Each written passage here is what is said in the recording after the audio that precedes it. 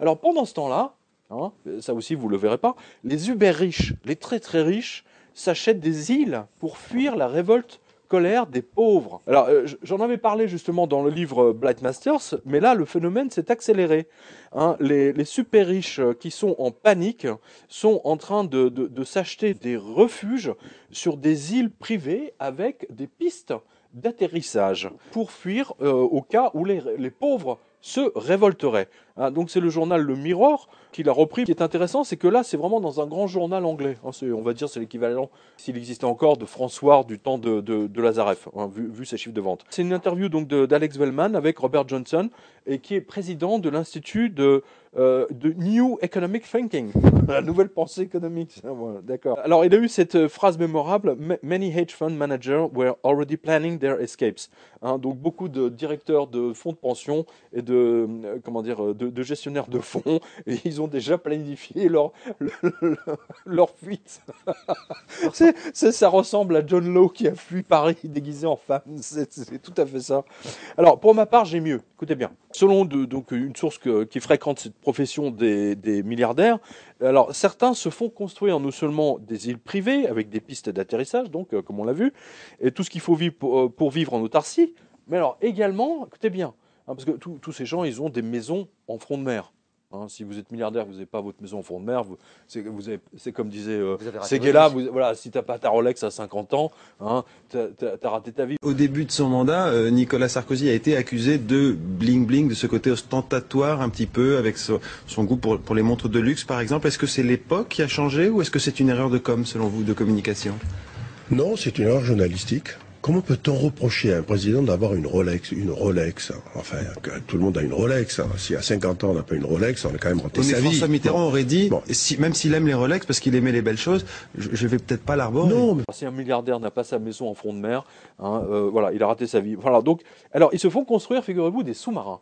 Hein, parce que pourquoi des sous-marins? C'est très chou, écoutez bien. Parce que s'il y a une révolte des pauvres, etc., donc ils vont se faire braquer sur les routes, les autoroutes risquent d'être fermées. Ils prennent leur sous-marin et ils vont rejoindre leur île. Voilà. C'est pas idiot. C'est pas idiot. Hein, vu que ce sont des maisons gigantesques qui sont fait construire. Hein. On l'a vu en Corse, on l'a vu sur toute la côte d'Azur. Voilà. C'est quand même absolument incroyable. Donc vous pouvez lire cet article, mais vous avez également tout un chapitre qui est consacré là-dedans, bien avant le Mirror, hein, parce que je l'ai publié maintenant il y a 3-4 ans.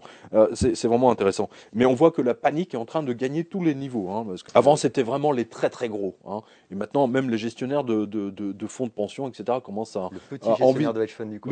Voilà, le petit gestionnaire commence à envisager sa fuite sur un scooter ou sur une mobilette. Non, mais c'est du délire total, quoi. Il y a le site du forum de Davos qui publie en fait les comptes rendus des discussions qui sont menées, parce que c'est un forum qui est quand même assez ouvert, qui est extrêmement intéressant à cet égard, parce que tous les ans, en fait, ils postent les sujets qu'ils traitent, et ça fait 2 ans, en fait, qu'ils mettent en place ce qu'on appelle des cartographies de risque. Oui. C'est-à-dire, en fait, qu'est-ce que les élites pensent qui va leur tomber sur le coin du nez.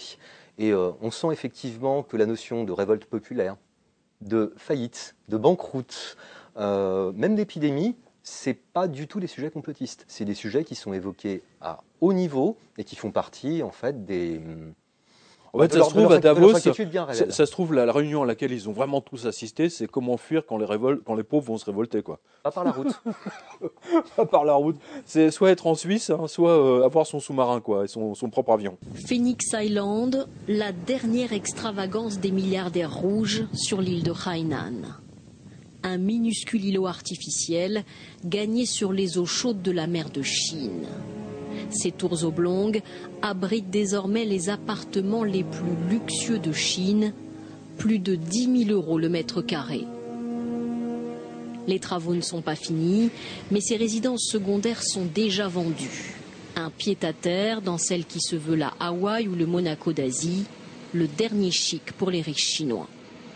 Au 28e étage, c'est un seul appartement de 1600 mètres carrés avec jardin et piscine. Il coûte 12 millions d'euros.